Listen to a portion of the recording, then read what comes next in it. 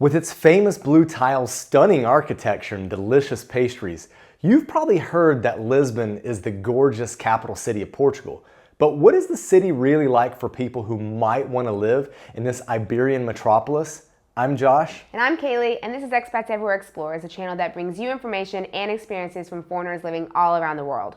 Lisbon is a city filled to the brim with events, activities, and things to explore. You could spend years here and never run out of new sights and sounds to keep you occupied. The city center is home to seemingly endless historic landmarks and museums, as well as the more modern nightlife found in places like the iconic Pink Street. Around every corner there are delicious cafes and restaurants serving food from all around the world, including traditional Portuguese dishes like bifanas or pastel de nata that was famously created here in Lisbon. The area has been inhabited for thousands of years, so it's no surprise that Lisbon is rich with archaeological, historical, and architectural marvels. There are Roman ruins from 100 BC, the Moorish Castelo de São Jorge was constructed in 1050 AD, and the Lisbon Cathedral has been watching over the city since 1147. Lisbon is brimming with history, and there are so many beautiful things to see throughout the city. Lisbon is known for being exceptionally hilly though, so getting around to all these places can be a bit tricky if you aren't up for walking. Luckily, the public transportation in the city can get you just about anywhere you need to go. Trams, buses, and metros make the city much easier to navigate without breaking the bank, with a single ticket being around 150 euros and monthly passes costing around 40 euros. Driving a car can also be a good way to get around outside of the historical center, since many of Lisbon's 24 neighborhoods are outside of the popular tourist zone. If you're interested in the different districts and what makes them unique, check out our series where we delve deeper into some of the neighborhoods and what they have to offer. Taking public transportation or driving is especially useful in the winter months when the rainy, wet weather can make the city's walkability less appealing. Luckily, it doesn't get too terribly cold in this Mediterranean climate, with lows around 8 Celsius in the winter and highs around 28 Celsius in the summer. That does mean swimming is probably more of a summertime activity around here though. Though rainy days might not be the best for going to the beach, there are always things to do in the city. Whether you want to go watch a football match at Estádio da Luz, explore the many historical buildings and museums, or visit the Oceanarium, Lisbon's world-famous aquarium. While it's very useful to speak some Portuguese when getting around the less central parts of the city, most places like this are used to tourists and expats and will speak English. For sure. If you're thinking of staying in Lisbon for a while and hoping to get a job here, speaking Portuguese can be a huge advantage since the service industry generally has the most jobs available. However, Lisbon is also a popular location for online workers like digital nomads and entrepreneurs, so there are many co-working spaces and other structures in place to support that lifestyle. If you don't have EU citizenship, then you'll need to get a visa to live and work in Portugal for an extended period of time, whether that's a traditional work visa or the newer digital nomad visa. After 5 years of residency here, you can apply for Portuguese citizenship, one of the many reasons that Portugal is a very popular expat location. The Portuguese health system is another reason people like to live here so much, with universal health care covering the basic medical costs of citizens and residents of Portugal. To supplement this, many people also choose to have private insurance that will cover what the public system doesn't. Lisbon has many high-quality medical facilities with private and public hospitals found throughout the city. The schools here are also abundant and well regarded, so whether you hope to use the public system and have your kids learn Portuguese or opt for a private school, there are lots of options. Private schools can be a bit pricey, but if you're hoping to continue a certain curriculum, then there are many international schools throughout Lisbon that teach the British, American, IB, or other systems like that. Being the capital city, Lisbon is more expensive than most of Portugal, but the cost of living here is still pretty reasonable. Costs here are higher than somewhere like Porto, but about equal to those in Madrid and lower than in Barcelona or Marseille, making Lisbon a fairly budget-friendly option for those seeking the big city experience. To give you a small overview of some basic prices, a liter of milk goes for about 94 cents, a loaf of bread is around 147, and a mid-range bottle of wine is around 4.50. A meal at an inexpensive restaurant will cost you around 12 euros. One thing to keep in mind is that different neighborhoods will have different price points for things like restaurants and shops, with places in the city center likely to charge you more than you'd pay elsewhere in the city. Yeah, the same principle holds true for the housing costs as well, with the outer neighborhoods of Lisbon generally renting and selling for quite a bit cheaper than the historic center. Renting a one-bedroom apartment in the center of Lisbon can cost around 1,250 euros per month, while a place in a more residential area might cost closer to 850. For a bigger 3-bedroom apartment in the city center, you might expect to pay 2,300 euros or so, while a more affordable neighborhood might be closer to 1,500. If you're looking to buy a place, the price per square meter downtown is roughly 5,700 euros and lowers to about 3,000 or so outside of the city center. Unfortunately, housing costs in general are pretty high in Lisbon, with prices here exceeding similar cities like Barcelona or Marseille, not to mention other cities in Portugal. That's not to say it can't be worth it though, especially if you find a good deal. Lisbon can be a really budget-friendly option in many ways, and depending on where in the city you hope to live, housing really isn't any worse than it could be in any other big city like this. Overall, Lisbon really does seem like a pretty great place to live, a city that never runs out of interesting things to do and see, with necessities like quality education and medical care easily available. But how does the city really hold up in person? Is Lisbon really the perfect expat destination when you look at it close up? Let's talk about it, because we do live here in Portugal. We chose not to live in Lisbon, but it doesn't mean that we wouldn't. Yeah, but we'll get to that. We'll get to that part. Would we expat that at the end? So what are your initial thoughts on Lisbon? I like Lisbon. I think Lisbon is big, it's sprawling, it offers a lot. Neighborhoods are quite different, so it really would depend on where you land in Lisbon, what kind of experience you would have. Yeah, for sure. The first time we visited Lisbon, we loved it. We thought it was awesome. The weather was amazing. But over time, I think things have changed. Our wants and desires have changed. And maybe like you, you're not looking for a big metropolis. If you are looking for a metropolis, I would say Lisbon's the only place in Portugal that you're really going to find that. Porto to a lesser degree, but it's much lesser degree. Yeah, definitely. Especially when we're thinking about European cities, and especially European capitals as well. It's far smaller, maybe slower pace than a lot of capitals in Europe. But there's still a lot going on, like we mentioned. You can really do anything you want there. You can eat any type of cuisine. You can go to any type of event. There's a lot of expats, foreigners there, so you get quite a mix of people you can hang out with. So there's a lot going on. But I would say this, it gets really, really busy down in the center area. Lots of tourists. It's older. The historic center is like, it's old, it's hilly, there's a lot of people, there's narrow sidewalks, and it would not be a very fun place, that area to live, I would say.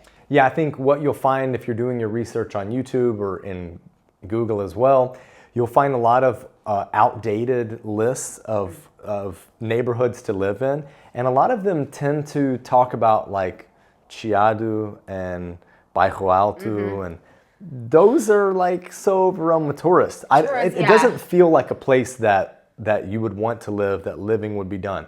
Maybe it would be kind of cool to land there for the first 3 to 6 months that you arrive in Portugal, depending on what season.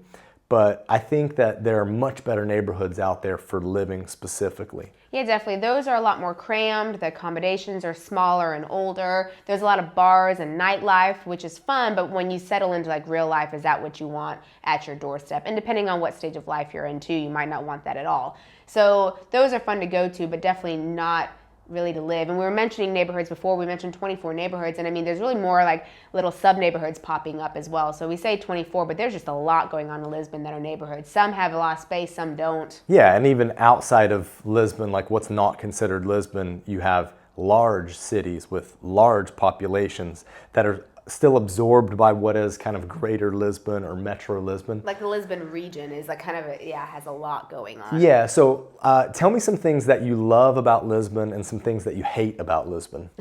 Okay, so I think loving is the fact that there is anything that you could do there. Any sort of concert or event, all that stuff goes to Lisbon. The weather is nice as well, so that's something that is good.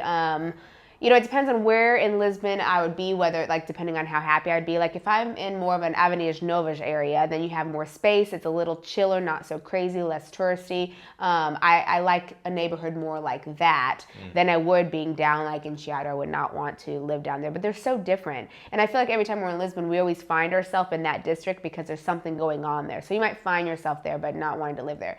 So I think those are some things that I like about some of the neighborhoods in Lisbon. Things I don't like, I hate. The airport drives me crazy. I will say that. The airport drives me crazy. It's not the worst in the world, but I guess especially when you compare it to the Porto airport, it drives me crazy. Well, let me cut you off there real quick and say that could be one of the things that I love about Lisbon in terms of the airport has the best international flight options. Yeah, it has more than so Porto, yeah. if you're someone that needs to travel for business, travel throughout Europe, or get back to the U.S.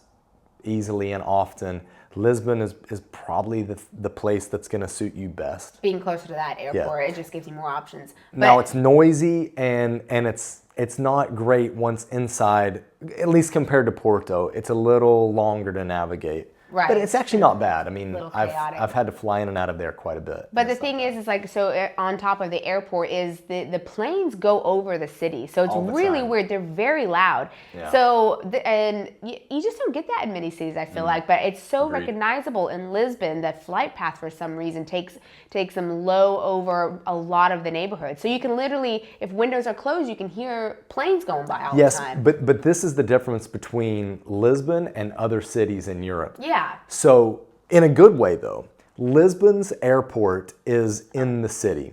If you're in Madrid, Barajas is out of the city. It's to the north, which way am I going? Northeast. Yeah. It's northeast. It's a bit out. Now, granted, the metro is not that bad to get there. Rome that's bad. Rome's awful. Rome's really, their airports. Exactly. Rome's really bad. Barcelona's not great. Yeah, so there are other...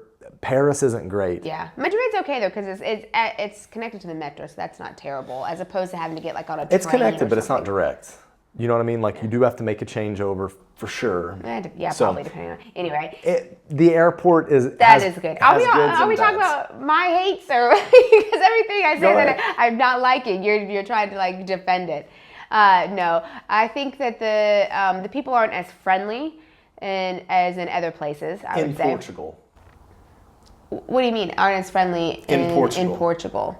I mean, globally, I think Portuguese are very friendly. Portuguese overall are very friendly, yes. But I think because Lisbon is also quite a melting pot, there's the hustle and bustle of a capital city, so people just don't have time for you. But then it's also a melting pot that it's not necessarily, I mean, there are plenty of Portuguese there, of course, but there's all other nationalities that are there. So you just it lacks in friendliness there, I would say, compared to not just other places in Portugal, but like other European cities as well. I just feel like it lacks a little bit in the friendliness. It's not terrible. I wouldn't say I hate it, but you know, you went with hate. But no, I mean, I think that, well, we won't get to will I live there yet, but let's go to yours then.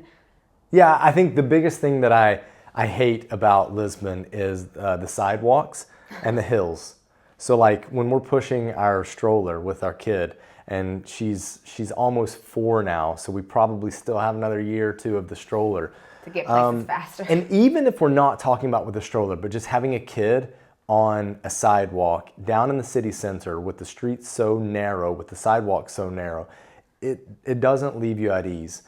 I think for retirees, for older people, you can definitely have accidents on the calçadas, which are the type of tiles used to construct these sidewalks. They can be slippery. They can be slippery when wet. Yes. So I think that's another thing that makes for me wanting to hate the sidewalks of Lisbon. They're beautiful. Yes. But they're not great for not ideal. Walking. Yeah. Okay. Things I love.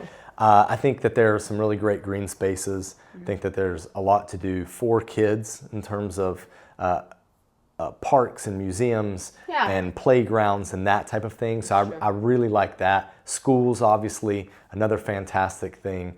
The cost of living in general, if you're comparing Lisbon to other major cities in Europe, it's still very good apart from the housing costs. Housing's gone up a lot, yeah. So I think that overall there's a balance to be made with Lisbon. Yeah. So my question for you is, would you expat that? And that means, would you want to live in Lisbon, Portugal for 6 months, a year, a couple years, not forever, but just for a medium term? Yes, my answer is yes, I would expat Lisbon. I think it would be a very easy place to live. Like we said before, Portugal's got their great citizenship path. So you would be a resident for 3 or 5 years and then you can apply for citizenship. So I think that that's a really great perk, and Lisbon would be a great city to land in for that because again, you have everything that you need. It would really depend on what neighborhoods though, and like we said before, we've done a neighborhood series of some of the top neighborhoods and we talk about whether we would live in those neighborhoods. So there are some neighborhoods that I would definitely stay away from and I would not want to be in, but then others are totally doable with the space, the green spaces and things going on. So I would say yes, I would expat Lisbon. And you? And if you're interested in moving to Lisbon or Portugal, we actually have a D7 and D8 DIY guide. So if you want to figure out how to do the visa process, we do have that. We'll put a link in the description section below. Okay, so would I expat Lisbon? Yeah. Yes, I would. I would definitely expat Lisbon. I think Lisbon's a really nice place, very easy place, I think, for English-speaking foreigners to move to and integrate to. The cost of living concerns me. Yeah, just housing. I mean, that would housing. be really, that could be tricky. But I think there are neighborhoods that you could do. And close to maybe some good schools and stuff. Yep. So I think that a lot of people compare Portugal and Spain. So if you want to compare Lisbon to a Spanish city, then click here. You need to check it out. Now let's get moving. Bye. Bye.